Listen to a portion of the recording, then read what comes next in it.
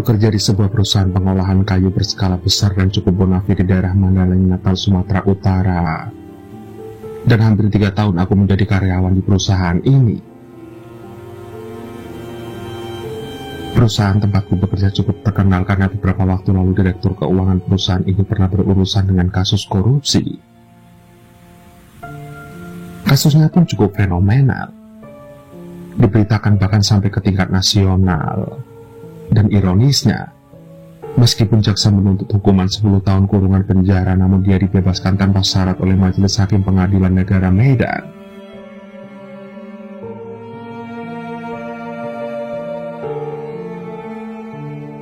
Mungkin jika kalian sering membaca berita-berita baik di media koran maupun televisi, Anda pasti akan langsung tahu siapa yang aku maksud itu. Tapi tidak. Iya, tidak. Di sini, aku tidak akan bercerita tentang direkturku itu. Aku hanya akan menceritakan pengalaman ganjil yang kualami saat bekerja di perusahaan tersebut.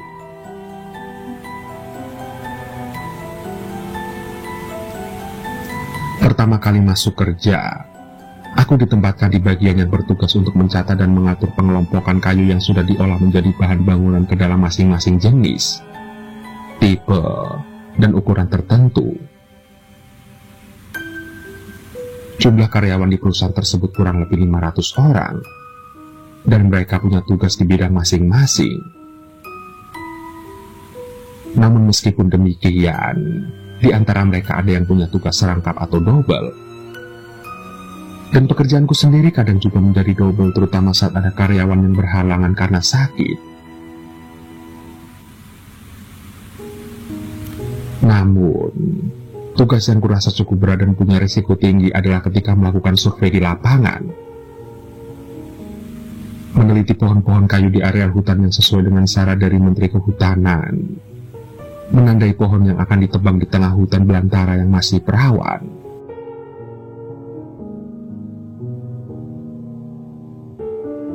Hingga tibalah hari itu. Ditemani oleh rekan seprofesi yang akrab kupanggil Bang Ucok, aku ditugaskan melakukan penelitian ke sebuah areal hutan. Tanpa bisa menolak, aku pun memenuhi tugas itu. Waktu itu Bang Ucok sudah berangkat duluan ke sana. Sementara aku sendiri berjanji akan menyusul 1 jam kemudian, karena masih ada urusan yang harus kukerjakan di lokasi pabrik.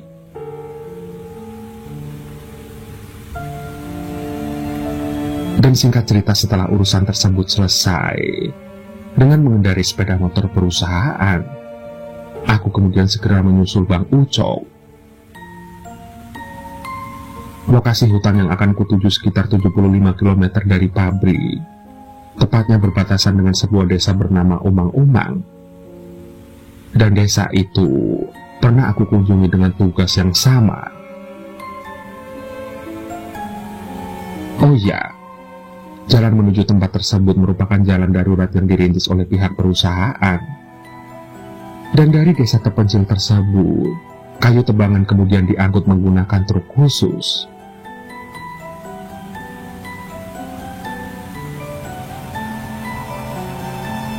Hari itu cuaca cerah dan cukup panas. Dengan kecepatan sedang kupacu sepeda motor, aku kemudian menyusul Bang Ucok. Hingga ketika mendekati sebuah tikungan, tiba-tiba mesin mati dan sepeda motor berhenti tepat di bawah sebatang pohon yang berdaun rindang. Lantas, aku pun segera turun dan mengecek motor. Dan setelah hampir setengah jam mengotak-atik mesin, namun mesin sepeda motorku tetap saja tidak mau dihidupkan. Dasar sepeda motor sialan, umpatku. Kemudian aku duduk beristirahat di bawah pohon rindang tersebut. Aku kemudian mulai berpikir untuk menghubungi pihak manajemen, tepat ketika di hadapanku melintas seorang pria tua mengenakan pakaian agak aneh. Terlihat tampangnya sangat kumuh seperti gelandangan.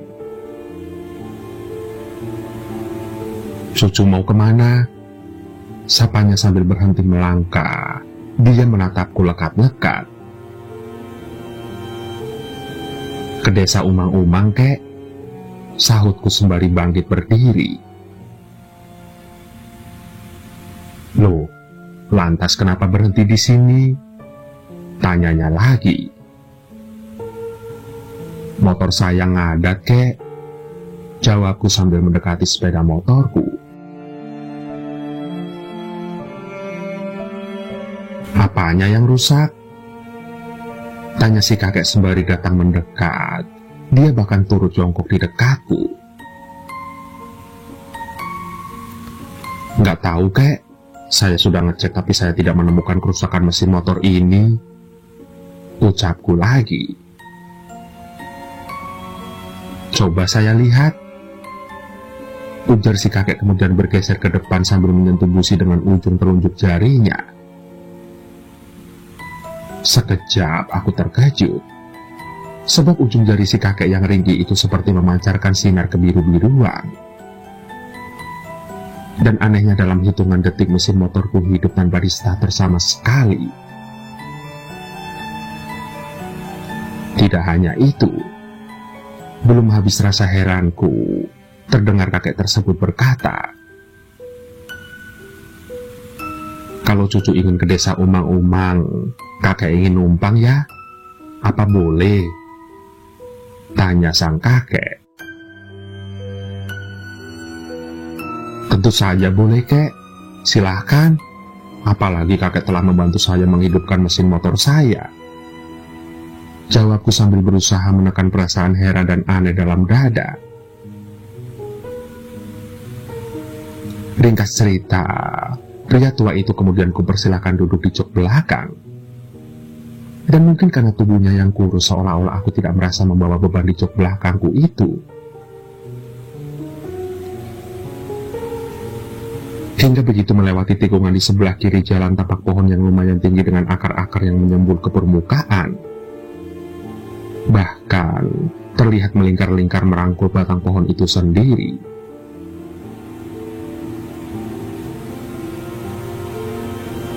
Dan begitu melintas di depan pohon ini, tiba-tiba mesin sepeda motorku mati lagi. Dan anehnya sepeda motor membelok sendiri menuju ke arah pohon tersebut tanpa dapat kukendalikan. Sementara tubuhku terdorong ke depan lalu membentur pohon raksasa tersebut. Dan setelah itu semuanya gelap.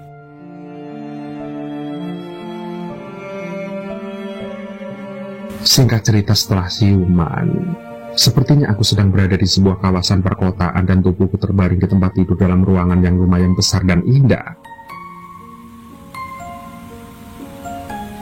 Apakah aku sedang bermimpi? Gumamku sambil kucubit kulitku keras-keras. Aneh, aku di mana sekarang? Kenapa aku bisa berada di tempat seperti ini? Ujarku dalam hati. Kemudian aku mendadak ingin bangkit dari tidur, namun pada saat bersamaan sebuah perasaan aneh lain melanda diriku. Tiba-tiba bulu kuduku meremang.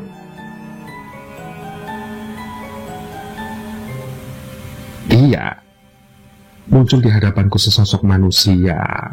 Dia mengenakan pakaian mirip serdadu kerajaan tempo dulu dan tangan kanannya memegang sebatang tombak dengan ujungnya bercabang 3. Dan dengan menggunakan bahasa isyarat, laki-laki berwajah sangar dan menakutkan ini meminta agar aku segera mengikutinya.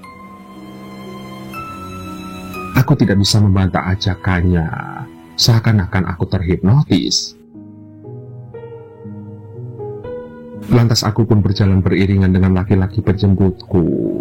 Dia kemudian membawaku masuk ke ruangan lain yang bersebelahan dengan ruangan tempatku berbaring tadi. Nampak ruangan ini lebih megah dan lebih menakjubkan lagi. Perabotannya serba antik seperti koleksi berabad-abad yang lalu. Kursi-kursinya penuh ukiran klasik, berpasangan dengan meja batu giok beralaskan lantai marmer mengkilat berwarna-warni. Nampak juga di sepanjang ruangan tergantung aneka lampu kristal yang memancarkan sinar beragam aneka warna. Dan bersama dengan itu aroma wewangian hinggap di hidungku. Aromanya harum sekali. Sontak, aku tertegun dan terpana. Aku berdiri mematung ketika ruangan yang super megah tersebut dipenuhi oleh perempuan ayu dan cantik. Namun keberadaanku di tempat itu seperti tidak diketahui mereka.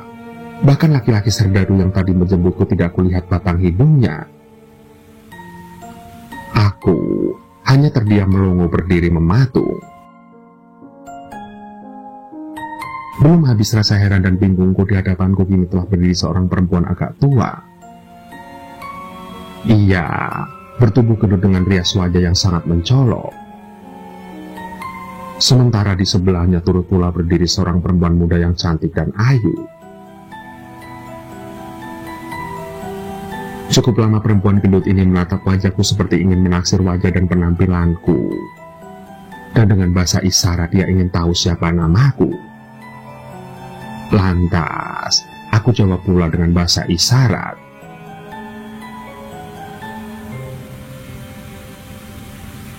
Entah mengerti atau tidak, dia kemudian bertanya menggunakan bahasa isyarat lagi. Ia sepertinya menanyakan mengapa aku berada di sini. Dan layaknya orang tunarungu, aku kemudian menjelaskan dengan bahasa isyarat bahwa aku tidak sengaja berada di tempat mereka. Dan alasannya karena sepeda motorku menabrak sebatang pohon di pinggir jalan. Tidak hanya itu, kuungkapkan juga bahwa sepeda motorku mogok lalu dibantu oleh seorang kakek. Dan bersama kakek itu aku kemudian menuju desa Umang-Umang.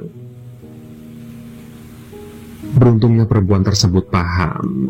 Ia lalu mengatakan pria tua itu adalah ayahnya yang ingin mencari suami untuk cucunya.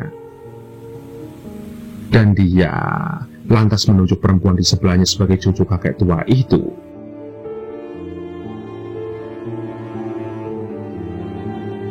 Oh ya, komunikasiku menggunakan bahasa isyarat berlangsung dengan lancar tanpa menemui kendala yang berarti. Aneh memang. Dan saat itu juga aku langsung yakin bahwa mereka memang berasal dari komunitas makhluk dari dunia lain yang tidak bisa bicara. Dan kalaupun mereka berbicara, mungkin aku tidak akan mengerti dan memahaminya.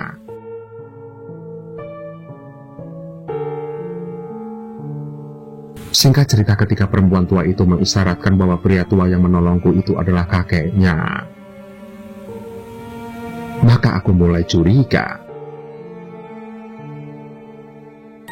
Entahlah, apa yang akan mereka lakukan terhadap diriku ini.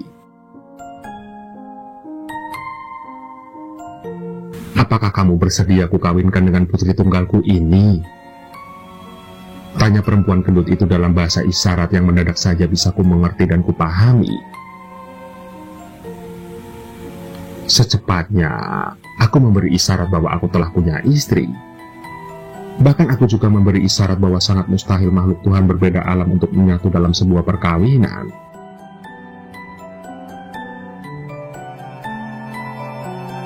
Siapa bilang? Sanggah perempuan tua tersebut. Namun kali ini bukan lagi dengan bahasa isyarat, melainkan dengan kata-kata dalam bahasa Melayu. Sontak hal ini membuatku terperangah, karena ternyata dia mampu berbicara bahasa Melayu dengan logat dan gaya Mandailing klasik.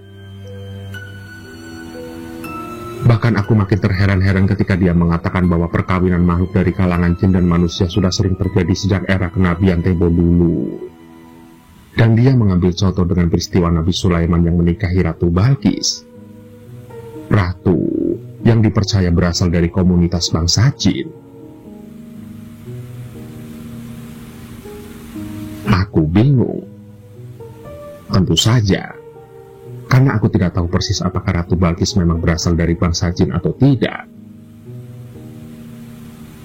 Entahlah apa perempuan gendut ini hanya mengarang untuk meyakinkan diriku saja bahwa perkawinan manusia dengan jin bukan mustahil adanya.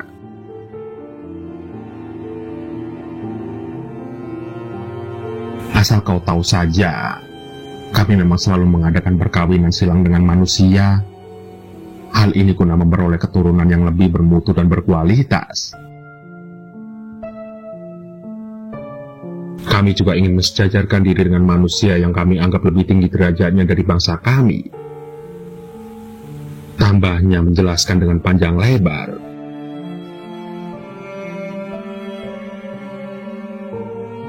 Cukup lama aku termenung dan tertegun. Aku menjadi sangat bodoh sebab tidak mampu berkomentar. Aku hanya bisa mangkut-mangkut seolah-olah memahami apa yang dijelaskannya barusan itu. Bagaimana? Apakah kamu bersedia membantu kami? Tanya perempuan itu menatapku dalam-dalam. Seperti yang telah tadi saya katakan, saya telah berumah tangga. Kataku menjelaskan sejujurnya. Tidak bisa. Itu tidak bisa dijadikan dalih. Karena di bumi manusia banyak yang punya istri lebih dari satu. Kata perempuan gendut tersebut sambil nyengir sinis. Sontak aku terbungkam. Ternyata dia cukup banyak mengetahui tentang ulah manusia selama ini. Tapi walau bagaimanapun juga aku sungguh tidak sudi menikah dengan makhluk halus. Meski putri perempuan gendut itu sangatlah cantik jelita.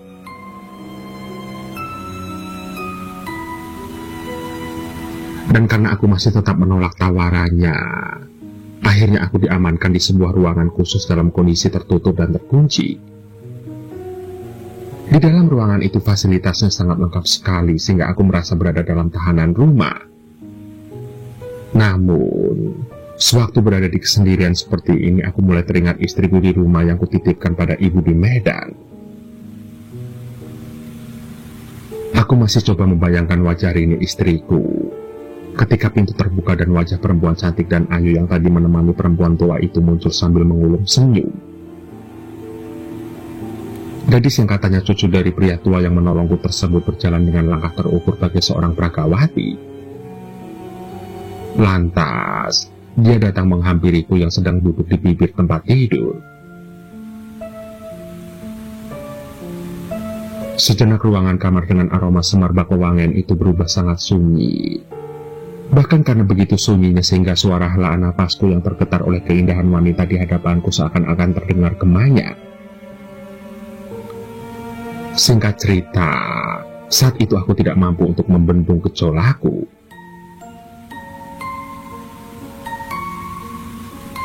Dan benar, apa yang terjadi selanjutnya mungkin tidak perlu kuceritakan secara rinci. Aku seperti anjing kelaparan yang begitu menikmati mangsanya. Bahkan hubungan terlarang tersebut terjadi berulang kali hingga aku pingsan alias tidak sadarkan diri. Mungkin akibat kecapean atau karena pengaruh lainnya. Dan begitu siuman, aku merasa malu dengan keadaan tubuhku yang telanjang sebab di hadapanku kini ada beberapa orang pria. Sepertinya mereka adalah pekerja yang melintasi tempat itu. Terlihat mereka sedang mengangkut kayu gelodongan dengan sebuah truk. Kata mereka aku ditemukan di pinggir jalan di bawah pohon beringin. Ketika itu aku terkapar di sana dalam keadaan setengah sadar. Tidak hanya itu, tidak jauh dari situ mereka juga menemukan sepeda motorku dalam kondisi berantakan. Dan karena itulah untuk sementara aku dinyatakan mengalami kecelakaan menabrak pohon di pinggir jalan. Namun, satu hal yang membuat mereka bingung kenapa aku bisa terbaring dalam keadaan telanjang bulat. Rupanya aku telah dikerjai oleh penunggu pohon beringin tua yang dipercayai sangat angker itu. Menurut cerita, kejadian serupa pernah juga dialami oleh para pekerja penebangan pohon di tempat itu.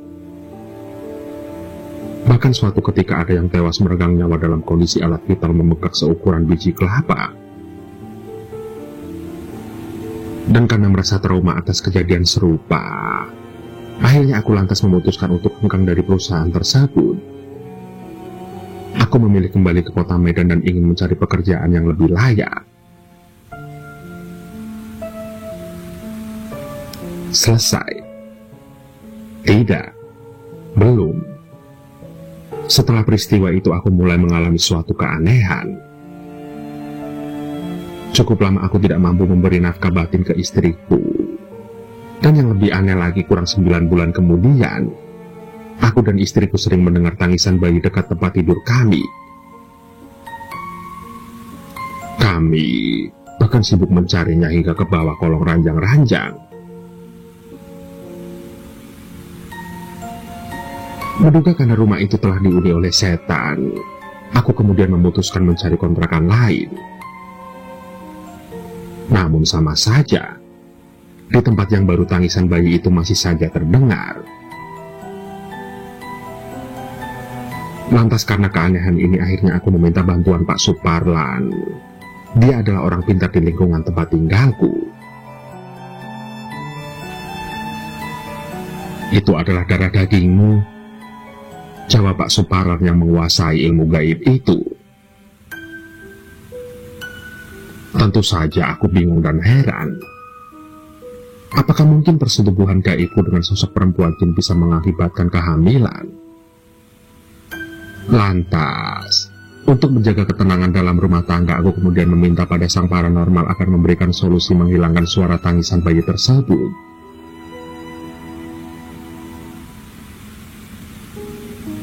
Kalau sekedar meredam suara tangisnya, mungkin sih bisa.